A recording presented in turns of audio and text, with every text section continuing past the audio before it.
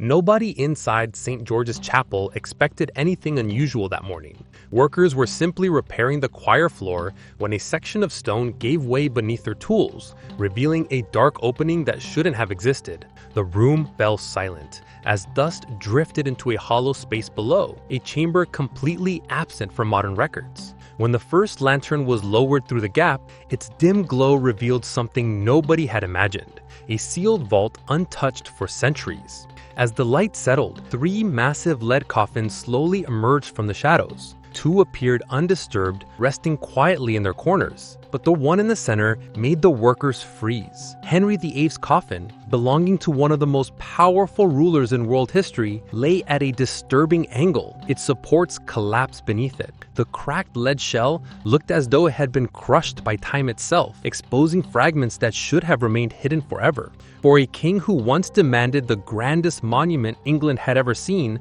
this forgotten burial chamber was a brutal contradiction. There was no golden canopy, no marble pillars, no choir built in his honor, just a cramped vault under the chapel floor, left to the dark and the damp. And as officials realized which monarch they had stumbled upon, one thought lingered in the stale air rising from the chamber. If this was the condition of the coffin, then what secrets were still waiting inside? But this was only the beginning, because when archaeologists finally examined the vault, they uncovered something that would shake every assumption about Henry VIII's final rest. Long before his forgotten vault sank into darkness, Henry VIII imagined a burial fit for a legend. 2 decades before his death, he became obsessed with designing a monument so massive it would eclipse every royal tomb in England. He wanted pillars of white marble, bronze angels gleaming under candlelight, and life-sized figures of himself and Jane Seymour resting atop an enormous sarcophagus. Nothing less than a spectacle of power would satisfy him. The plan grew more extravagant with every revision. He considered adding a statue of himself on horseback, triumphantly rising beneath an arch filled with prophets and apostles. More than 100 figures cast in brilliant metal. There would be towering candlesticks, angel-covered canopies, and walls of black marble to set his private chapel apart from the rest of Windsor. Daily masses were meant to echo through the space forever, keeping his name alive for generations. Yet for all his ambition, reality had other plans. Henry's endless wars drained the treasury faster than craftsmen could carve stone. The grand monument stalled, its pieces scattered across workshops like a puzzle no one bothered to finish. By the time Henry died, only fragments of his dream existed, and even those would eventually be melted down, sold off, or repurposed into monuments for other men. Instead of eternal splendor, the king who reshaped England was lowered into a temporary vault beneath St. George's Chapel, a chamber meant to hold him only until the Great Tomb was completed. But that moment never came. His children ignored the project, priorities shifted, and centuries rolled by with his remains sealed in a place he never intended to stay. And yet, for all his ambition, Henry would not rest alone, because as time passed, another figure would be forced into the chamber beside him, someone whose fate would twist Henry's legacy in ways no one could have seen coming. For more than a century, Henry VIII and Jane Seymour rested undisturbed in their hidden vault. But history has a way of ignoring a king's wishes, and the next person destined to join Henry was someone he would have despised. In life, Henry swore the Scottish line had no right to claim the English throne. Yet irony won its quiet victory when James of Scotland became James I of England, and his son Charles I inherited a crown Henry vowed they would never touch. Charles stepped into a kingdom tearing itself apart. Conflict spiraled into civil war, and the growing rift between crown and parliament ended with a moment that stunned the world: Charles's public downfall. After his trial and execution, the new government wanted no royal shrine, no grand funeral, and no place where loyalists could gather in defiance. They needed a burial site hidden from crowds and stripped of symbolism. So they chose Henry's forgotten vault. Workers searched the chapel floor for days before finally rediscovering the sealed chamber. When they pried it open for the first time in over 100 years, the air inside had not moved since the Tudor Age. There, in the cramped darkness, they made space beside Henry's massive coffin, forcing Charles I into a vault the old king never meant to share. In the tight quarters, the heavy coffins may have collided or tipped, jarring the supports beneath Henry's already aging casket. What happened inside that vault during those rushed hours was never fully recorded, but later accounts hinted at loud impacts, shifting metal, and rough handling no monarch would have wanted for his final rest. As if the vault wasn't crowded enough, another addition arrived decades later. The tiny coffin of Queen Anne's stillborn child, placed gently atop Charles's. And then, as though history closed the door, the chamber was sealed again, its exact location slowly fading from memory. Visitors walked across the floorboards above without knowing they were only inches from a king who shaped history, another who lost everything, and a child who never lived long enough to see the world. Henry's carefully crafted legacy had slipped into obscurity, a fate he never imagined. But the real shock was still waiting, because when the vault was finally rediscovered centuries later, the condition of Henry's coffin revealed something far stranger than a forgotten burial. When workers accidentally broke through the chapel floor in 1813, the news spread through Windsor with electrifying speed. Within hours, the Prince Regent himself was standing over the jagged opening, staring down into a darkness no one had seen since the 17th century. Lanterns were lowered again, revealing the cramped vault exactly as it had been left. 3 coffins pressed together in eerie silence, and the faint outline of the small child's coffin resting above the others like a final fragile reminder of tragedy. Jane Seymour's coffin lay untouched, its edges still crisp beneath centuries of dust. Charles I's coffin rested beside it, heavy and imposing, the metal darkened with age. But Henry VIII's coffin stole everyone's attention. The massive lead casing had slumped sideways, its supports shattered long ago. Cracks split across its surface like veins of lightning, and the wooden shell meant to protect it had collapsed into splinters. It looked less like the resting place of a king and more like a relic ripped apart from within. As the stale air poured out of the vault, air trapped since the 1600s, officials felt as though they were peering into a forgotten chapter of history. The examination team prepared to investigate each coffin, knowing any disturbance might destroy what little remained inside.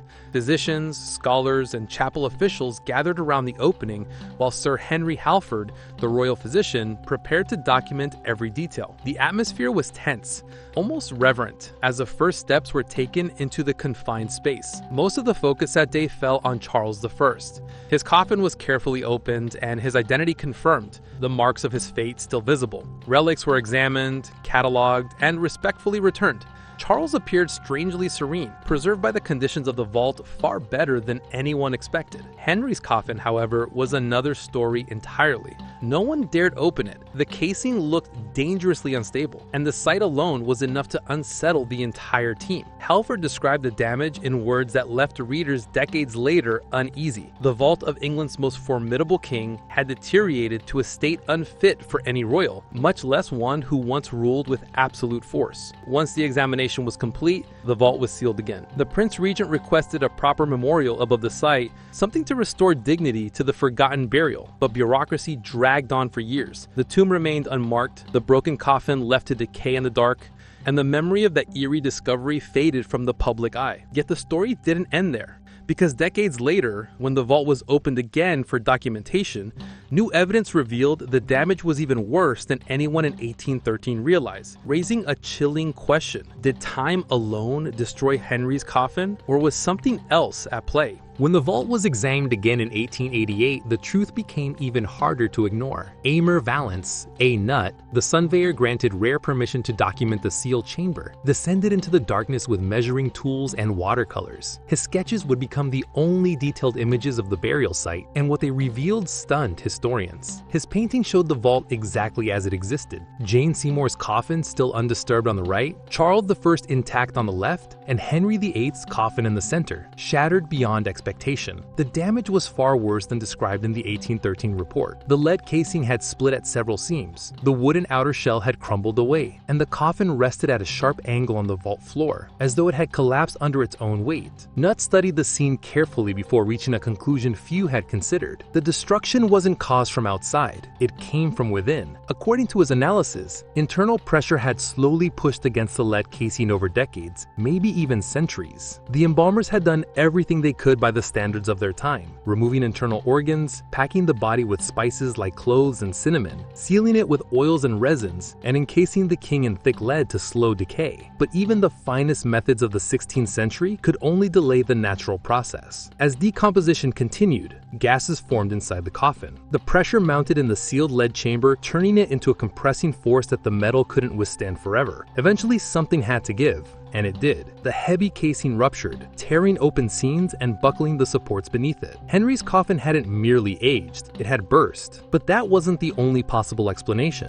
Some historians pointed to an earlier moment, the rushed burial of Charles I in 1649. The vault was cramped, and laborers were under orders to finish quickly and quietly. Moving a massive lead coffin into such a confined space would have required awkward lifting, angling, and force. If they struck Henry's coffin or collapsed its supports while placing Charles beside him, the damage may have started long before the pressure built up. A weakened trestle could have held for decades before finally giving way. Then there were the eerie reports from Henry's funeral procession itself. During an overnight stop at Sion Abbey in 1547, rumors stipulated that the coffin had already begun to leak, with foul fluid seeping onto the floor, and dogs wandering in to investigate. If true, this would mean the first cracks appeared almost immediately after Henry's death, a chilling hint that the coffin's failure was inevitable from the beginning. Whether it was internal pressure, careless handling, or a combination of both, the result was undeniable. The king who once terrified an entire nation had been reduced to a decaying relic in a broken shell, exposed to the damp air of a forgotten bolt. And this led to a deeper, more unsettling mystery. If the coffin was so badly damaged over a century ago, what remains of Henry VIII today? Because the vault hasn't been opened since 1888, and modern researchers fear what they might find if they ever dare to look inside. More than a century has passed since anyone last stood inside Henry VIII's burial vault.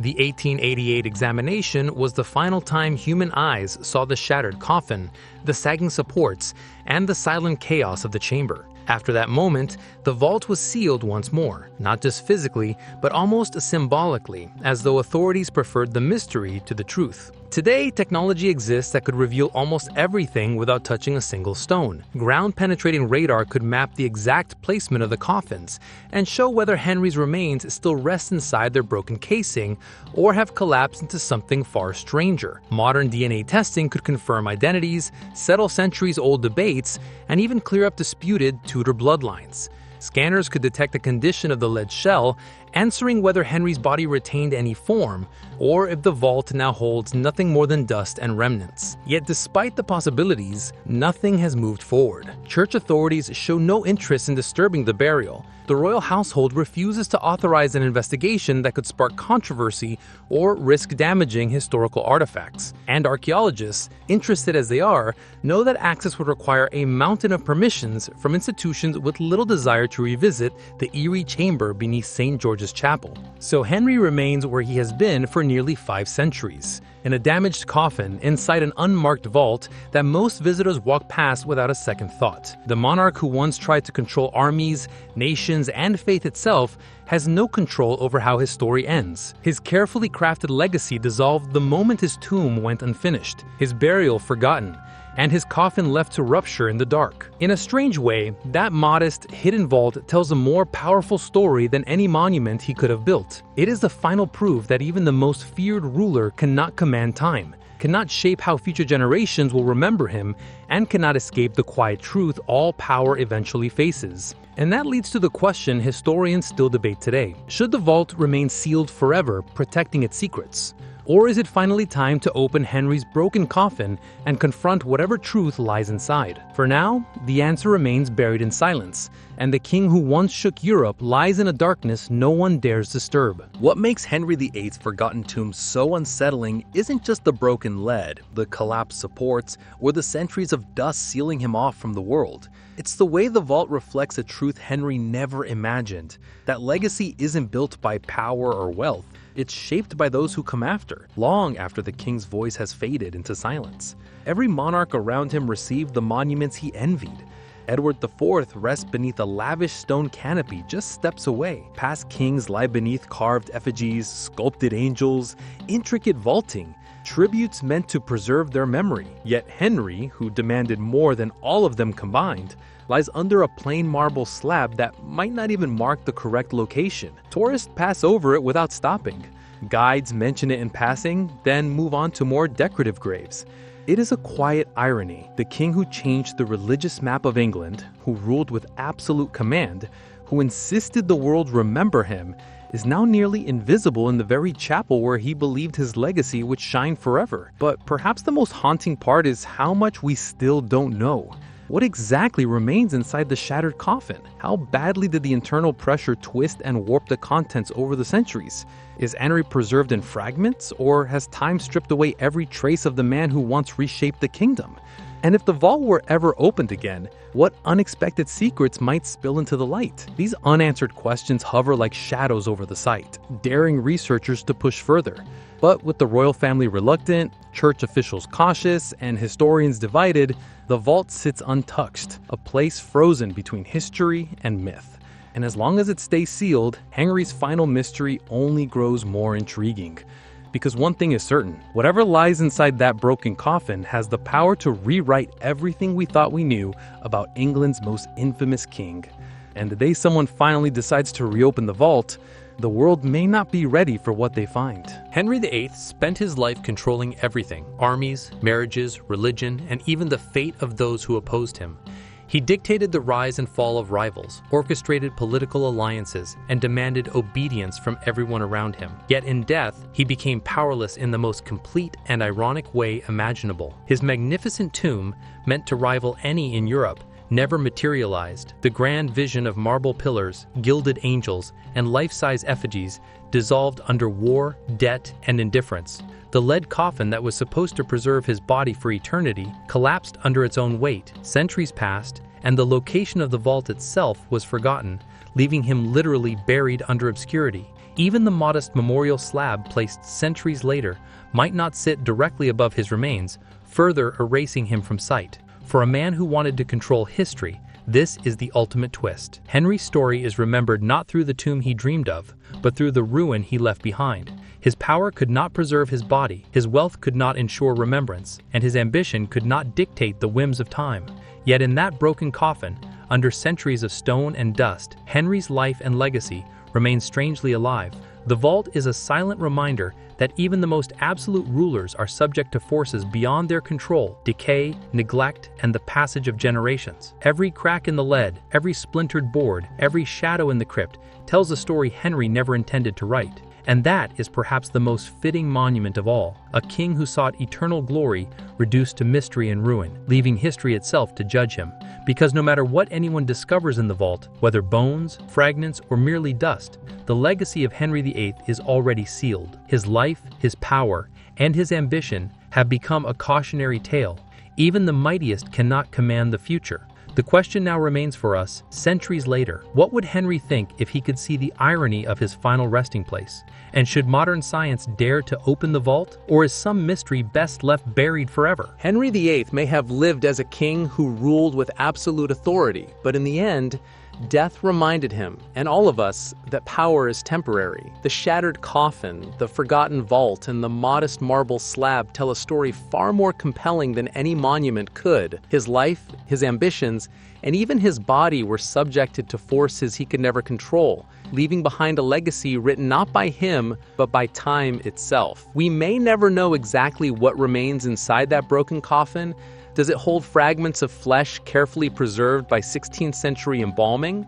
Or is it now only dust and echoes? Could modern technology reveal secrets about the king's health, his size, or even aspects of Tudor history that have remained hidden for centuries? Perhaps. But it may also be a reminder that some mysteries are more powerful when they stay untouched, lingering in the shadows to spark our imagination. For nearly 500 years, Henry VIII's body has rested in silence, obscured from the public, from historians, and even from the world he once commanded. And in that obscurity lies a lesson. No matter how powerful, no matter how feared, every life, even one as monumental as Henry's, will ultimately face the relentless march of time. The vault remains sealed, the broken coffin hidden beneath our feet, and the questions unanswered. And maybe that is exactly as it should be. Some secrets, after all, are far more chilling when left in the dark. So, what do you think is inside Henry's tomb today? Could there be a shocking discovery waiting for modern science? Or has history already told its final story? Either way, the mystery of Henry VIII's final resting place continues to fascinate.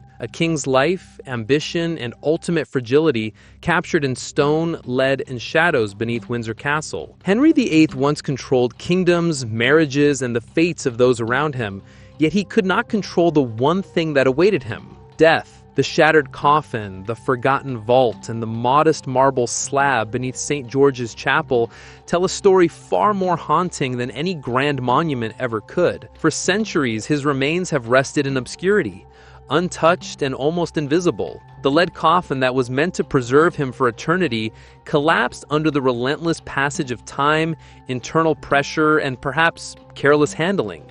The vault itself was lost to memory, rediscovered only by accident, and has not been fully explored since 1888. Modern technology could reveal secrets about Henry's body, his embalming, or even aspects of Tudor history long hidden. Yet the royal household, the church, and historians have left the vault sealed, allowing the mystery to endure. Perhaps some secrets are more powerful when left in darkness, sparking imagination and awe rather than absolute knowledge. Henry VIII's story is a cautionary tale. No amount of power, wealth, or ambition can control the future. Even the most feared and famous rulers are ultimately subject to time, decay, and fate. And so, beneath Windsor Castle, the king lies broken, forgotten, and yet forever captivating. His legacy survives not in marble or gold, but in mystery, a chilling reminder that history is written not by those who live it, but by those who remember it.